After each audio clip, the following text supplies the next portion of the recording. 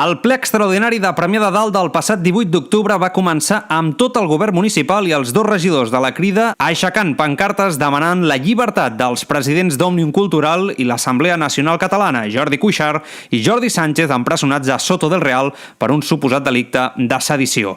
El ple constava de 2 punts. El primer era l'aprovació de la modificació de les ordenances fiscals pel 2018. Entre els canvis més destacats hi havia la de pujar la taxa d'escombraries dels apartaments d'ús turístic que han proliferat al poble per igualar-la a la dels establiments hotelers i augmentar l'impost de construccions per equilibrar les despeses que es desprenen de fer nous habitatges per a les finances municipals quant a manteniment de via pública. El regidor d'Hisenda, Alejandro Costa, va explicar que Premià de Dalt es troba en un moment de recuperació de l'activitat econòmica, fet que va ser rebatut per en Bernabé Rufo del Partit Popular.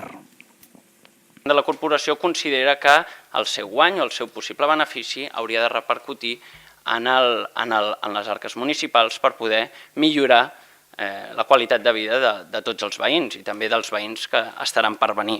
Portem ja més de 2 anys empassant-nos el discurs que l'economia de Premià de Dalt va molt bé, està perfecta i que som l'enveja de quasi bé tot el món. Aleshores no entenem per què no hi ha reduccions d'impostos essencials, no? Els grans padrons, com serien IBIs, vehicles, etc., escombraries, es mantenen en la mateixa tònica.